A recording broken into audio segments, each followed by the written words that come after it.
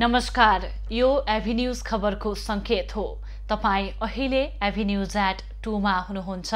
म प्रभा थापा। प्रारम्भमा मूल खबर। प्रधानमन्त्री ओलीद्वारा उपाध्यक्ष गौतमलाई फकाउने प्रयास, ओलीकै कारण पार्टीभित्र विवाद बढेको भन्दै सचिन गौतमको सुझाव। यमपञ्चकको चौथो दिन आज गाई र गोरु पूजा गरिँदै गोवर्धन पूजा पनि आजै।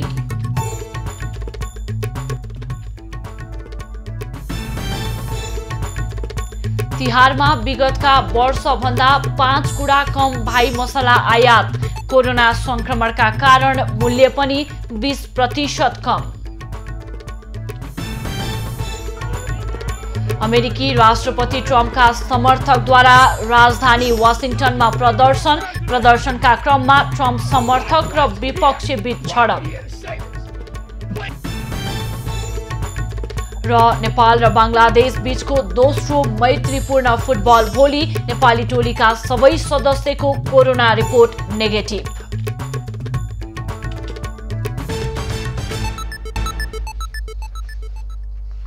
अब खबरको सिलसिला प्रारम्भ गरौं। प्रधानमन्त्री ओली र नेता गौतम बीच भेटवार्ता सम्बन्धी प्रसंगबाट। सत्तारूढ नेकपाका उपाध्यक्ष वामदेव गौतमले नेकपा अध्यक्ष एवं प्रधानमन्त्री केपी ओलीलाई सचिन आग्रह गरेका छन्। आज बिहान प्रधानमन्त्री निवास बालुवाटारमा भएको भेटमा गौतमले ओलीलाई यस्तो आग्रह गरेका हुन्।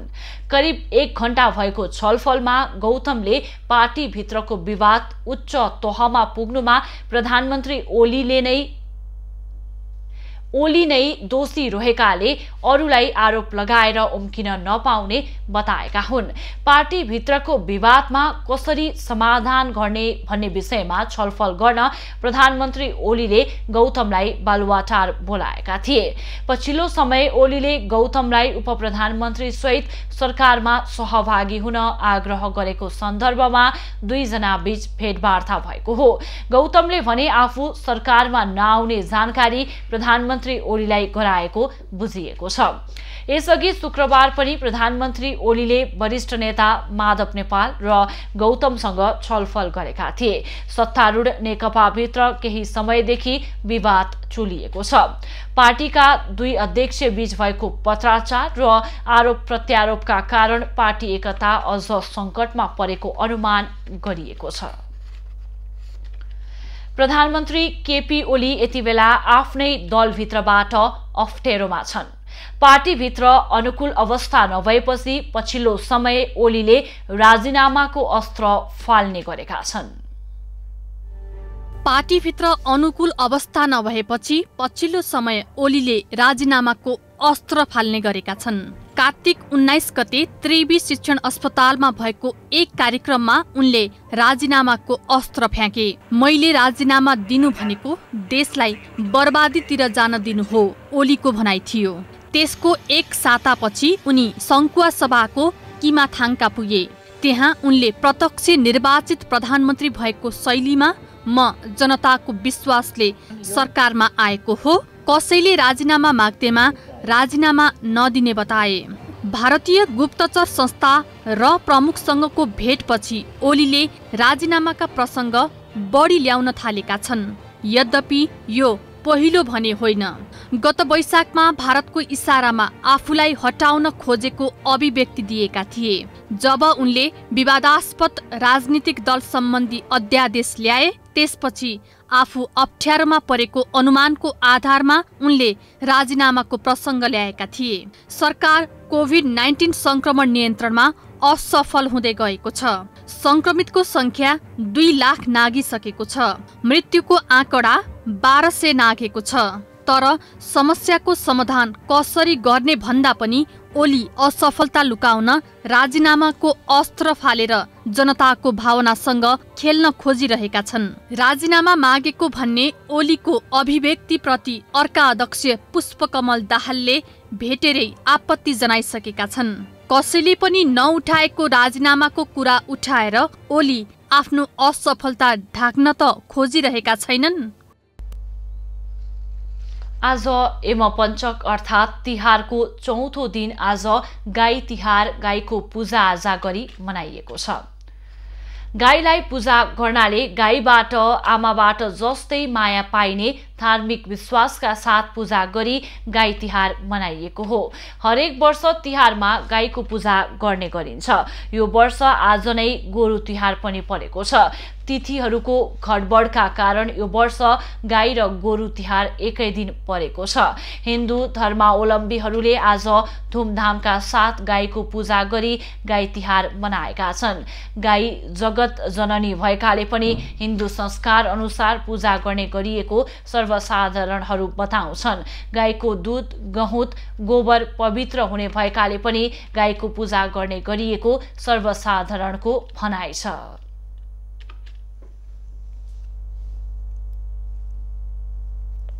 अब गाई भनेको त लक्ष्मी हुन् नि त होइन, माता हुन्, जगत जननी हुन्। मान्छेले बुझ्न सक्दैनन्, बुझेकै छैनन् गाईलाई, गाईको महत्त्व के हुन्छ भन्ने कुरा। तर बुझ्नुपर्छ, गर्नुपर्छ। हामीले चाहिँ नि गाई नै हाम्रो माता आदिशक्ति हुनुहुन्छ।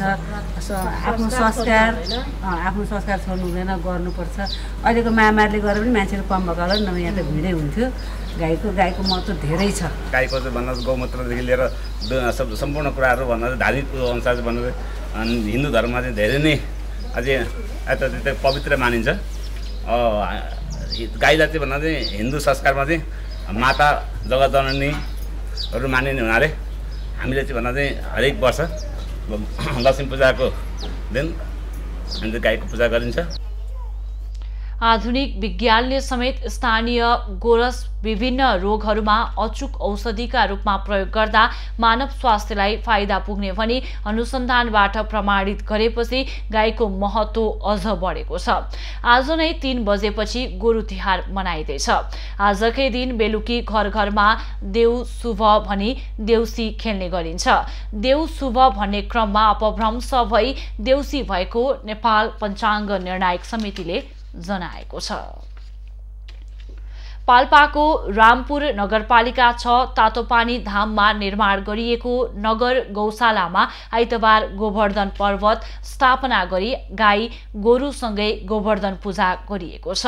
गाईहरूलाई छाडा छाड्ने र व्यवस्था गर्ने क्रम बढ्दै गएपछि नगरपालिकाले गाईको संरक्षणको लागि गौशाला निर्माण गरेर गत वर्षदेखि सञ्चालनमा ल्याएको थियो। पहिलो वर्ष 1 महिनादेखिको गोबरबाट 7 फिट अग्लो गोवर्धन पर्वत निर्माण गरी कोरोना महामारीका बीच सामूहिक पूजा गरिएको हो। गौशालालाई धार्मिक पर्यटकीय स्थलको रूपमा अघि बढाउने प्रयास समेत भइरहेको छ। हामीले धार्मिक पर्यटकीय विकासका लागि यो काम गरेका छौँ र अहिले झन्डै हाम्रो 300 देखि 500 जना मान्छेले यस मन्दिरमा गोवर्धन पूजा गरेको हामीले आँकडा राखेका छौँ। आइतबार गौशाला पुगेका श्रद्धालुहरूले गौशालामा रहेका 122 गाईलाई सातु तथा रोटीहरू खुवाएका थिए। पहिलो वर्ष कोरोना महामारीका बीच पनि झण्डै 300 देखि 500 जनाले पर्वतसँगै गाईको पूजा गरेको नगर गौशाला समितिले जनाएको छ। रामपुर नगरपालिकाको सहयोगमा सञ्चालन भएको गौशालाको दिगो सञ्चालनका लागि गत फागुनमा महायज्ञ समेत गरिएको थियो। तिहारका अवसरमा उपत्यकावासीले मैती अजिमाको जात्रा समेत गर्ने परम्परा छ। सोही क्रममा काठमाडौँको मालीगाउँ स्थित देवी घरबाट गणेश भैरव तथा मैती अजिमा अर्थात् मैती देवीको प्रतिमूर्तिलाई खटमा राखेर जात्रा मनाउने गरिन्छ।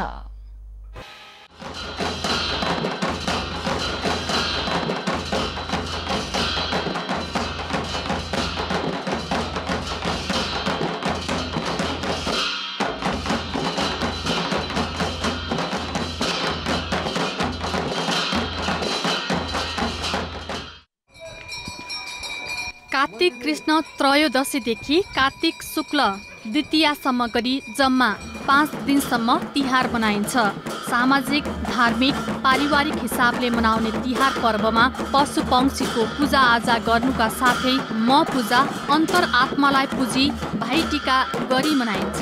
तिहारलाई यमपञ्चक, दीपावली, सोन्ती नख आदि नामले पनि चिनिन्छ। 5 दिनसम्म मनाइने तिहारमा उपत्यकावासीले मैती अजिमाको समेत जात्रा गर्ने परम्परा रहेको छ।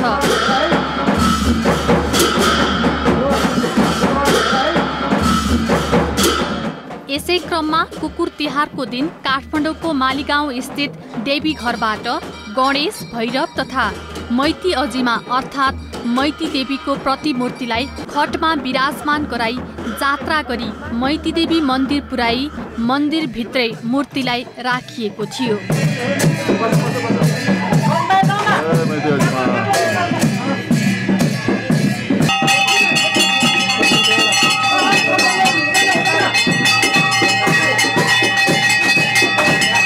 मैती देवीलाई महालक्ष्मीका रूपमा पुजिने भएकाले यस भेगका बासिन्दाले आज आइतबार लक्ष्मी पूजा मनाउने भएका छन्। आज चाहिँ यहाँ लक्ष्मी पूजा आजको दिनमा गर्नुहुन्छ सबैले। आजको दिनमा यहाँ मतलब मैत्री अझिमा यहाँ नआउने यहाँको मान्छे लक्ष्मी पूजा गर्दैन। आजदेखि यहाँको स्थानीय मान्छे आज गर्छ लक्ष्मी पूजा। हामी आज हामी पनि गर्छौँ, सबैले गर्छ। सबै यहाँ स्थानीय मान्छे सबैले मुनिहरू दाजुभाइहरू भयो सबैले आज हाम्रो परम्परा पनि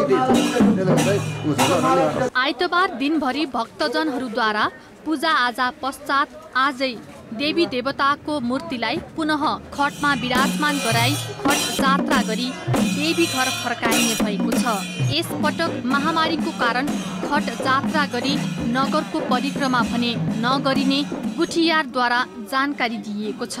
अन्य समयमा खट जात्रा बानेश्वर, दिल्ली बजार, बाग बजार, असन परिक्रमा गराई मालीगाउँ स्थित देवी घर पुर्याई विसर्जन गरिन्थ्यो।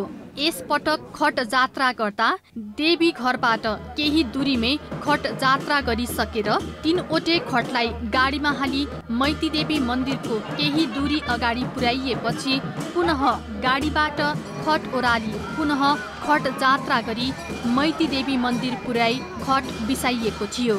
महामारीको कारण बाटोमा धेरै भक्तजनहरूद्वारा पूजाआजा गर्न आउने भएकाले यस पटक खटलाई गाडीमै लानु परेको गुठियारहरू बताउँछन्। एबी न्यूज खबरका लागि राकेश डङ्गोलको रिपोर्ट।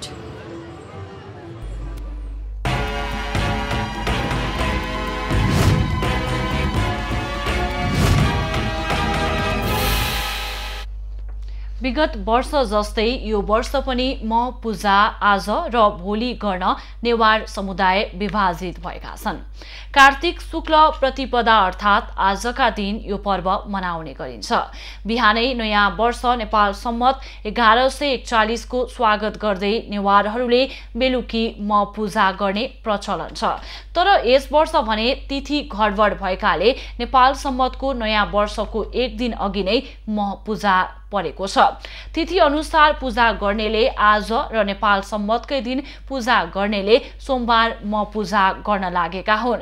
म पूजाको प्रचलन 5000 वर्षदेखि चलिआएकाले 1141 वर्ष अघिदेखि सुरु भएको नेपाल सम्वतसँग जोड्न नहुने एक थरीको भनाइ छ। नेवार समुदायमा आत्मा नै सबैभन्दा ठूलो हो भन्ने मान्यता अनुसार म पूजा गर्ने परम्परा बसेको हो।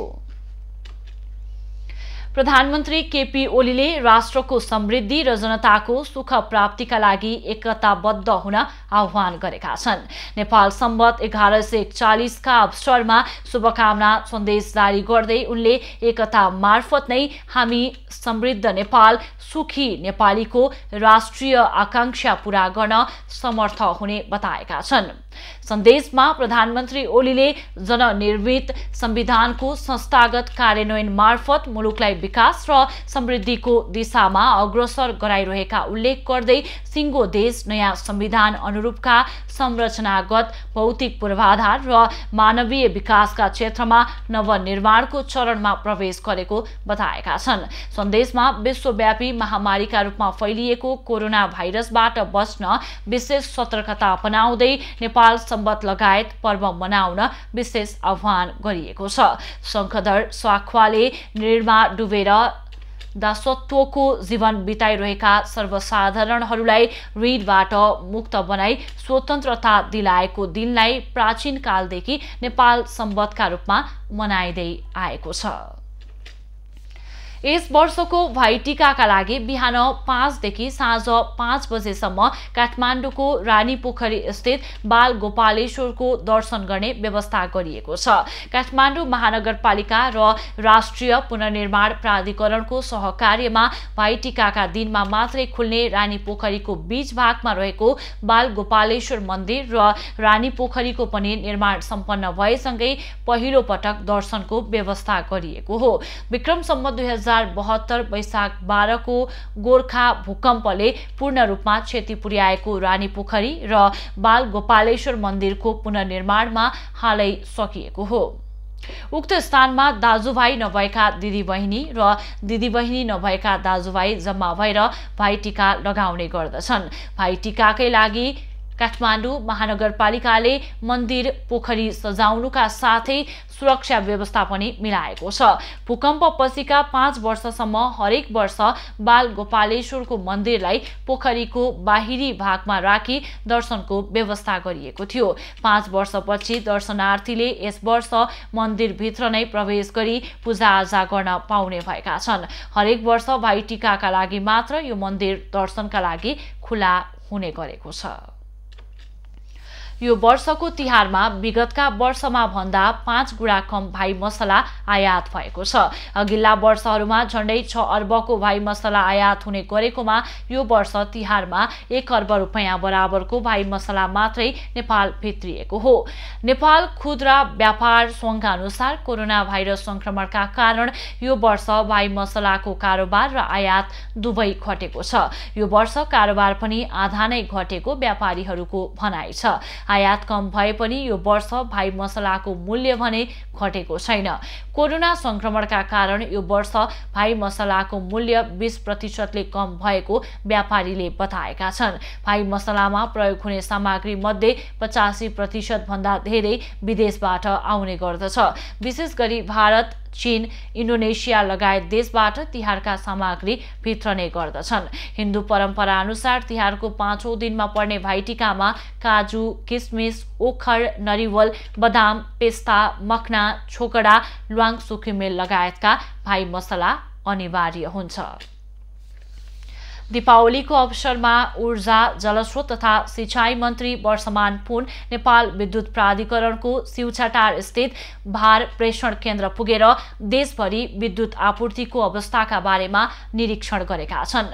लक्ष्मी पूजाको दिन देशभरि सबैभन्दा बढी विद्युत खपत हुने समय भएकाले त्यसको व्यवस्थापनका विषयमा जानकारी लिन मन्त्री पुन केन्द्र पुगेका हुन्। निरीक्षणका क्रममा मन्त्री पुनले तिहारका लागि प्राधिकरणले विद्युत अभाव नहुने गरी व्यवस्थापन गरेको भन्दै खुसी व्यक्त गरे।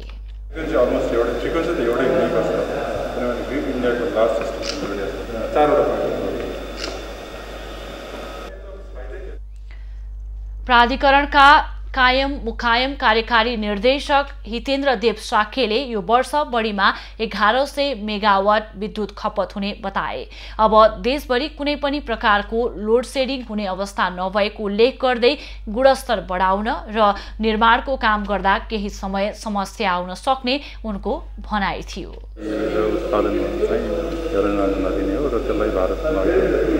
तत्कालको लागि नेपालको लोड नबढेसम्म, क्षमता नबढेसम्म केही समयको लागि भारतमा देश गर्ने अवस्था हुन्छ।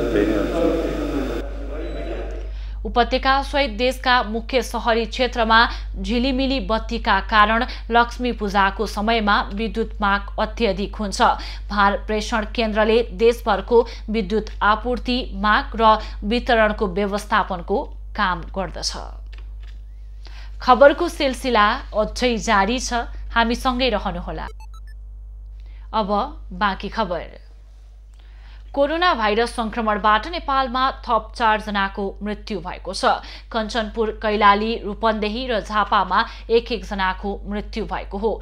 बाँकेमा थप 2 कोरोना संक्रमित पुरुषको मृत्यु भएको छ। कञ्चनपुर बेलौरी नगरपालिका 2 का 32 वर्षीय र कैलाली भजनी नगरपालिका 8 का 65 वर्षीय पुरुषको मृत्यु भएको हो। कञ्चनपुरका संक्रमितको नेपालगञ्ज मेडिकल कलेज र कैलालीका संक्रमितको भेरी अस्पतालमा मृत्यु भएको हो। त्यस्तै रूपन्देहीको भैरहवा स्थित भीम अस्पतालमा थप 1 संक्रमितको मृत्यु भएको छ। मृत्यु हुनेमा तिलोत्तमा नगरपालिका 4 का 57 वर्षीय पुरुष रहेका छन्। संक्रमणबाट झापाकी 25 वर्षीय युवतीको धरानमा मृत्यु भएको छ। धरानको बीपी कोइराला स्वास्थ्य विज्ञान प्रतिष्ठानमा उपचारको क्रममा उनको मृत्यु भएको हो। कोरोना भाइरसको कारणले विदेशमा थप 8 जना नेपालीको मृत्यु भएको छ। गैर आवासीय नेपाली संघका अनुसार यो साता भारतको महाराष्ट्र र चेन्नईमा कोरोना भाइरसका कारण 8 जना नेपालीको मृत्यु भएको हो। गैर आवासीय नेपाली संघको स्वास्थ्य समितिका अनुसार विदेशमा शनिबारसम्म कोरोनाका कारण निधन हुने नेपालीको संख्या 293 पुगेको छ। संघका अनुसार विश्वभर 44 देशमा अनुमानित 45,439 जना नेपालीमा कोरोना संक्रमण देखिएको छ। ती मध्ये अनुमानित 41,439 जना कोरोना संक्रमण मुक्त भएका छन्। विदेशमा कोरोना मुक्त हुने नेपालीको संख्या 91% रहेको छ। पछिल्लो समय बेलायत, Spain, Austria, Germany, Bharat, UAE, Qatar र साउदी अरबमा रहेका नेपालीमा थप कोरोना संक्रमण देखिएको छ। NRNA को स्वास्थ्य समितिले चाडपर्वका बेला हुने ससाना भेटघाटहरू कम गर्न आग्रह गरेको छ। सरकारले कोरोना भाइरसको बिमा गरेका व्यक्तिहरूको उपचार खर्च नबिहोर्ने भएको छ। स्वास्थ्य तथा जनसङ्ख्या मन्त्रालयले कुनै बिमा कम्पनीबाट कोरोना भाइरसको बिमा गरेका व्यक्तिको सबै PCR परीक्षण र उपचार खर्च सरकारले नबिहोरी निजको बिमा रकमबाट बिहोरिने स्पष्ट पारेको हो। कोरोना संक्रमणको PCR परीक्षण र उपचार गर्न सूचीकृत गरेका सरकारी प्रयोगशाला र सरकारी अस्पतालमा कोरोनाका लक्षण वा चिन्ह देखिएका बिरामीको परीक्षण र उपचार खर्च मात्रै सरकारले बिहोर्ने मन्त्रालयको भनाइ छ। सर्वोच्च अदालतको आदेशपछि यही कार्तिक 24 गते बसेको मन्त्री परिषद बैठकले सबै नागरिकको PCR परीक्षण र उपचार निशुल्क गर्न सरकारलाई निर्देशन दिएको थियो। यसअघि सरकारले विपन्न, अशक्त, असहाय, एकल महिला, अति अपाङ्गता, ज्येष्ठ नागरिक, अग्रपङ्क्तिमा खटिने स्वास्थ्य कर्मी, सरसफाई कर्मचारी, सुरक्षाकर्मी लगायत जोखिम क्षेत्रमा कार्यरत कर्मचारीको मात्र निशुल्क परीक्षण र उपचार खर्च बिहोर्ने निर्णय गरेको थियो। कोरोना भाइरसबाट संक्रमित भएका कलाकार मनोज गजुरेल डिस्चार्ज भएर घर फर्किएका छन्। 11 दिनको अस्पताल बसाएपछि आफू अहिले घर फर्किएर आराम गरिरहेको गजुरेलले सामाजिक सञ्जाल ट्विटर मार्फत जानकारी दिएका हुन्। केही दिनमा पूर्ण स्वस्थ भएर काममा फर्किने पनि उनले उल्लेख गरेका छन्। उनले आफ्ना प्रशंसक तथा शुभेच्छुकप्रति हार्दिक आभार तथा धन्यवाद व्यक्त गरेका छन्। कोरोना संक्रमणपछि स्वास्थ्यमा समस्या देखिएपछि उनलाई थप उपचारका लागि काठमाडौँ बलम्बु स्थित सशस्त्र प्रहरीको अस्पतालमा भर्ना गरिएको थियो। गजुरेलमा कार्तिक 10 गते कोरोना संक्रमण पुष्टि भएको थियो। पश्चिमी सीमा नाका गड्डाचौकी हुँदै भारत जाने नेपाली यात्रुलाई शनिबार भारतीय पक्षले सीमा नाकाबाट फिर्ता पठाएको छ। भारतीय सीमा सुरक्षा बलका जवानहरूले मजदुरी गर्न जाने नेपालीहरूलाई सीमा नाकाबाटै फिर्ता पठाएको हो। यसअघि आधार कार्डका आधारमा नेपाली सीमा नाका हुँदै भारततर्फ जाँदै आएका थिए। जानकारी नै नदिई सीमा नाका बन्द गरिएपछि सीमा क्षेत्रमा पुगेका नेपालीहरू फर्कन बाध्य भएका छन्। भारतीय पक्षले भारतीय स्वास्थ्य कर्मीको टोली र अध्यागमनका कर्मचारीको टोली नआउँदा सीमा क्षेत्रमा नेपालीलाई प्रवेश गर्न नदिएको जनाएको छ। दैनिक मजदुरी, स्वास्थ्य उपचार र पेन्सन बुझ्नका लागि दैनिक नेपालीहरू सीमा नाका हुँदै भारततर्फ जाने गरेका छन्। ठाउँ पिच्छे खानेकुराका विशेषता फरक फरक हुन्छन्।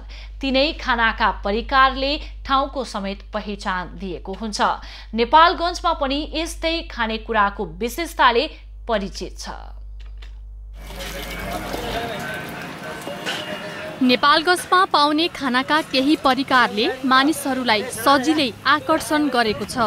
राओडी, चाट, हलुवा, पराठा, बिरयानी र सेकुवा नेपालगञ्जका प्रख्यात परिकारमा चिनिन्छन्। नेपालगञ्जको राओडी र चाटले सधैँ मानिसहरूलाई आकर्षण गरिरहेको हुन्छ। सडकमै उभिएर मानिसहरूले चाट र राओडीको स्वाद लिइरहेका हुन्छन्। बीपी चोक र धम्बोजी चोक खसीको सेकुवाको लागि प्रख्यात हुँदा हलुवा पराठाको स्वाद लिन चौलिका चोकसम्म मानिसहरू पुग्ने गरेका छन्। त्यस्तै यहाँका मुस्लिम समुदायले बिरयानी अलग स्वादमा वर्षौंदेखि पस्किरहेका छन्। स्थानीय हुन् या बाहिरबाट आएका मानिसहरू नेपालगञ्जका यस्तै परिकारमा झुम्ने गरेको व्यवसायीहरू बताउँछन्। राओडी, चाट, सेकुवा र बिरयानी नेपालगञ्जका प्रख्यात परिकार भएको स्थानीय बताउँछन्। सेकुवाहरू छन्, जस्तै अब राबडीहरू छन्, यहाँको फेमस चिज भनेको नेपालगञ्जमा सेकुवा र राबडी भयो। यिनी माछाहरू धेरै पाउँछन् यहाँ र धेरै त्यो ऊ छ, यहाँ फेमस छ। यहाँ नेपालगञ्जमा चाहिँ फेमस छ, बाहिरको मान्छे आएर पनि खान्छन्। नेपालगञ्जको त्रिभुवन चोकमा साइक्लिङ समूहदेखि नेता, पत्रकार र स्थानीय समेत आएर जङ्गबहादुरले बचाएको पुरानो सहर नेपालगञ्जमा पुरानो प्रथाको राओडी, चाट र बिरयानी खान आउने गरेको स्थानीयको भनाइ छ। जङ्गबहादुरले बचाएको चाहिँ सहरमा चाहिँ त्यो पुरानो प्रथा अहिलेसम्म कन्टिन्यू गर्दै आउँदैसम्म पनि यो खानपिनको चाहिँ नि यो चाहिँ नि बदलेको छैन। हामी छटकारा मार्नलाई चाहिँ तिरुपतिको आउनुपर्ने, अलिकति चाहिँ नि ल इन्डियातिर जान नसके पनि ल बिरयानी खाउँ भने पनि हामी बिरयानी खान जान्छौँ। अनि अलिकति चाहिँ नि यो इन्डियातिर जाँदाखेरि ल फर्किँदा भोक लाग्यो भन्दाखेरि मोमोसम्म चाउमिन नखाएर चाहिँ नि हामी हलुवा पराठा खाएर नै फर्किन्छौँ। नेपालगञ्जको प्रख्यात परिकार राओडी, बिरयानी, सेकुवा र हलुवा पराठा आएको बेला खाएरै जाने काठमाडौँबाट नेपालगञ्ज पुगेकाले रहर गर्दछन्। काठमाडौँ हात्तीबन सातो बाटो यहाँको फेमस भनेको बिरयानी अनि राबडी अनि सेकुवा अनि त्यसपछि हलुवा पुरी। खसी र कुखुराको बिरयानी विगत 40 वर्षदेखि नेपालगञ्जमा व्यावसायिक रूपमा बिक्री हुँदै आएको छ। युट्युबमा हेरेर नेपालगञ्जको बिरयानी खानको लागि सोध्दै आउने ग्राहकहरू समेत छन्। यही खसीको मात्रै र चिकन, अरू बिरयानीको त समेतै हो। बहुत मेरो 40 वर्ष भइसक्यो होला, 40-42 वर्षदेखि मैले पसलमा बसेछु। एक अध्ययन अनुसार धेरै प्रकारका प्रख्यात खानेकुराहरूको लागि काठमाडौँ पछि दोस्रो स्थानमा नेपालगञ्ज रहेको छ। नेपालगञ्जको सेकुवा 5, 6 र 7 नम्बर प्रदेशकै प्रख्यात रहेको छ। बिरयानी खाना भन्दै सोध्दै नेपालगञ्ज सोध्दै आयो। त्यसपछि अनलाइनबाट हेरेर युट्युबबाट हेरेर मुबारक बिरयानी भनेर आयो। यहाँको सर्भिस एकदम राम्रो रहेछ। नेपालगञ्जका परिकारहरूको यस्तै विशेषताले मानिसहरू एकपटक स्वाद लिएपछि फेरि स्वाद लिन आउने गरेका छन्। नेपालगञ्जबाट खम्बपुनको रिपोर्ट। बागलुङमा जन्मदिन मानव सेवा आश्रमलाई सहयोग गरेर मनाउने क्रम बढेको छ। जन्मदिनमा फजुल खर्च गर्नुभन्दा आश्रममा बस्नेहरूका लागि मानवीय कल्याणमा खर्च गर्ने चलन बढेको हो। वैदेशिक रोजगारमा रहेका बागलुङ नगरपालिका 4 का चिन्तामणी आचार्यले जन्मदिनको अवसरमा आश्रमको भौतिक विकासको लागि 30,000 सहयोग गरेका छन्। जापानदेखि आएर पनि उनीहरूलाई खुसी र हर्ष लागेको छ र सबै मेरा साथीभाइहरूलाई पनि यस्तै सामाजिक कामहरूमा हातेमालो गर्दै जानुपर्छ भन्ने एउटा सन्देश दिन चाहन्छु र म पनि केही सकेँ भने अझ पनि सहयोग गर्दै जानेछु। मानव सेवा आश्रम अहिलेसम्म दाताहरूकै सहयोगबाट सञ्चालित भइरहेको छ। धेरै मानिसहरूले जन्मदिन लगायतका अवसरमा दिएको सहयोगले संस्था चलाउन सहयोग पुगेको स्थानीय बताउँछन्। धेरै उत्साह हुन्छ र तपाईँले त्यहाँ पनि गएर यस्तो हाम्रो बागलुङमा पनि यसरी हाम्रो यो मानव सेवा स्थापना भएको रहेछ, हामीले सहयोग गर्नुपर्छ भन्ने तपाईँले पनि त्यसको चाहिँ यसो सबैलाई आग्रह गर्नुहोला र हामी सबैबाट चाहिँ यो सहयोग गर्दा फेरि एउटा घरको चाहिँ स्थापना गर्न सक्यौँ। क्षेत्रहरूका मापदण्डमा भएका सङ्घ संस्थादेखि सबैले यस आश्रमको यो दृश्य देखेर र पालन पोषणदेखि लिएर यहाँको सरसफाइदेखि लिएर सबै कुराहरू तपाईँहरूले के जापानमा गएर तपाईँका साथीभाइहरू र तपाईँका सङ्घ संस्थाहरूसँग समन्वय गरेर यो आश्रमलाई अलि सहयोग गर्नुपर्छ र आश्रममा 40 जना महिला, अपाङ्ग, ज्येष्ठ नागरिक, बालबालिका, मानसिक सन्तुलन कमजोर भएका व्यक्तिहरूले आश्रय लिइरहेका छन्। आश्रमले विदेशीको सहयोग नलिने, नेपालीहरूको मात्र सहयोग लिने नीति लिएको छ। बर्दियाको गुलरिया नगरपालिका वडा नम्बर 9 नेपाल भारत सिमानामा बस्ने अति विपन्न परिवारलाई राहत उपलब्ध गराइएको छ। कोरोना संक्रमणका कारण गुजारा चलाउन र चाडपर्व मनाउन नसक्ने अवस्थामा पुगेका 23 परिवारलाई निर्माण व्यवसायी द्वय विमल केसी र प्रकाश श्रेष्ठ व्यक्तिगत पहलमा खाद्यान्न र नगद सहयोग गरेका हुन्। सीमामा भूमि रक्षा गरेर बसिरहेकाहरूलाई तिहार मनाउन सहयोग होस् भनेर राहत उपलब्ध गराइएको व्यवसायी केसीले बताएका छन्। हैन, यहाँको पीडा जुन बोर्डर साइडको पीडा चाहिँ यो त हामीले सुरुवात गरेको एउटा क्लब, हाम्रो सबै साथीभाइले मलाई हामीलाई सपोर्ट गर्नुभयो। हामीले यो आर्थिक सहयोगमा प्रकाश श्रेष्ठ मेरो साथी र मैले मिलेर केही गरौँ न त एउटा यो चाहिँ मेसेज जान्छ हैन। यतिले मात्र यो सबै चिज हुने हैन, एउटा मेसेजको लागि र चाहिँ स्पेशल सबै नगरपालिकाहरूले आफ्नो बोर्डर साइडको जुन प्योर यहाँको चाहिँ पीडित मान्छेलाई हामीले उहाँहरूको समस्या बुझ्यौँ भने उहाँहरूले आफ्नो जमिनको, आफ्नो देशको रियल सुरक्षा उहाँहरूले पनि गर्नुहुन्छ। त्यो नै मेन यसको हाम्रो उद्देश्य हो। गुलरिया नगरपालिकाले सरकारले गर्नुपर्ने सहयोग युवा व्यवसायीले गरेको भन्दै प्रशंसा गरेको छ। कुनियापारीमा गरिब व्यक्तिहरूले घर पनि बनाएर दिनुभएछन्। धेरै गरिबी बस्तीमा उहाँहरूले धेरै काम, यो टिमले ब्ल्याकबकले धेरै सहयोग गरेको छ। तर उहाँको सहयोग, राज्यले गर्नुपर्ने सहयोग हाम्रा निर्माण व्यवसायी सङ्घका हाम्रा भाइहरू, आदरणीय मित्रहरू, गुलरिया नगरपालिकाका वार्डवासीहरूले गरिराख्नुभएका छन्। कार्यक्रममा 23 विपन्न परिवारलाई नगद 1000 सहित 25 किलो चामल, 2 किलो दाल, 2 लिटर तेल र पिठो उपलब्ध गराइएको थियो। निर्माण व्यवसायीहरूले यसअघि घरबार विहीनको घर निर्माण गरेर मात्रै सहयोग गरेका थिए। खबरको सिलसिला अझै जारी छ, हामीसँगै रहनुहोला। दोस्रो मैत्रीपूर्ण खेल अगाडि शनिबार नेपाली राष्ट्रिय फुटबल टिमको सबै सदस्यको कोरोना परीक्षण रिपोर्ट नेगेटिभ आएको छ। पहिलो मैत्रीपूर्ण खेल अगाडि एक खेलाडीमा संक्रमण पुष्टि भएको थियो, तर हिजोको परीक्षणमा उक्त खेलाडीको पनि नेगेटिभ रिपोर्ट आएको एन्फाले जनाएको छ। रिपोर्ट नेगेटिभ आएपछि छिट्टै टिमसँगै रहने पनि बताइएको छ। खेल खेल्नु 72 घण्टा अगाडि कोरोना परीक्षण गरिने नियम अनुसार दुवै टिमको परीक्षण गर्दा बंगलादेशको प्रमुख प्रशिक्षक जेम्स डेलाई भने कोरोना संक्रमण पुष्टि भएको छ। नेपाल र बंगलादेश बीचको दोस्रो मैत्रीपूर्ण खेल मंगलबार बंगबन्धु स्टेडियममा हुनेछ। पहिलो मैत्रीपूर्ण खेलमा भने नेपाल बंगलादेशसँग 2-0 ले हारेको थियो। यो खेलमा नेपालले अत्यन्त फितलो प्रदर्शन गरेको थियो। करिब 8 महिना मैदान बाहिर रहेका कारण फिटनेसदेखि सबै पक्षमा कमजोर रह्यो। सो खेल्ने नेपाली फुटबल कोरोना पछि मैदानमा फर्किए पनि लयमा फर्कन बाँकी रहेको स्पष्ट पारेको थियो। सम्भवतः दोस्रो खेलमा नेपालले सुधार ल्याउनेछ।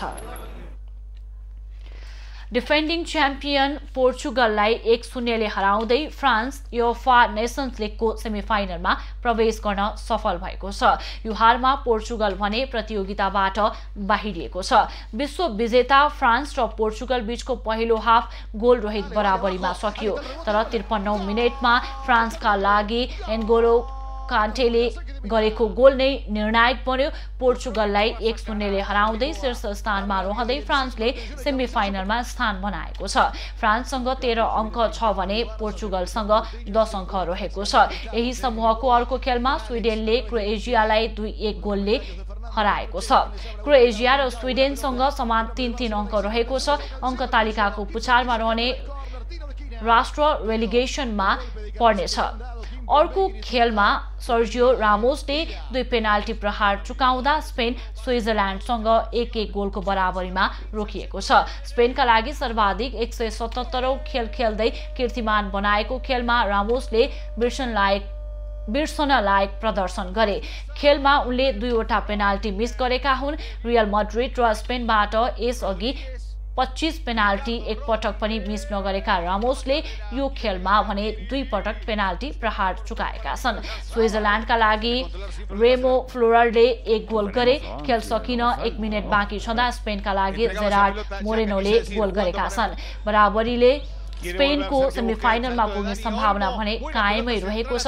स्पेनसँग 8 र जर्मनीसँग 9 अङ्क रहेको छ। अब मंगलबार हुने स्पेन र जर्मनी बीचको विजेताले सेमिफाइनलमा पुग्ने टिमको टुङ्गो लाग्नेछ। जर्मनीले भने युक्रेनलाई 3-1 को सहज नतिजामा हराएको छ। ऊ समूहको शीर्ष स्थानमा रहेको छ। अब पालो एभिन्यूज एट मौसमको।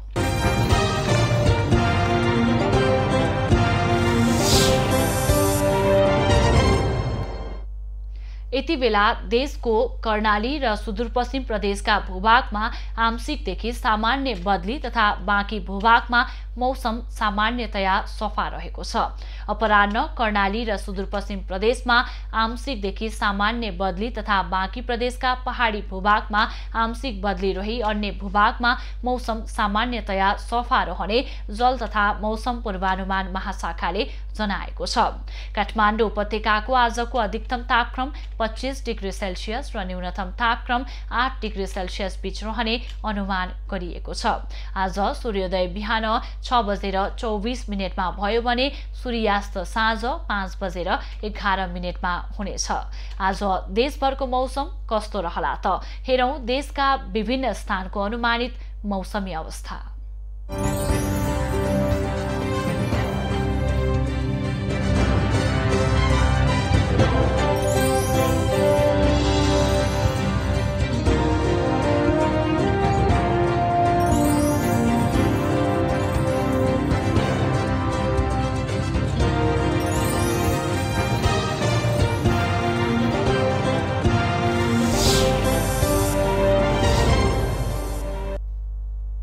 अहिलेलाई खबरको क्रम यति नै।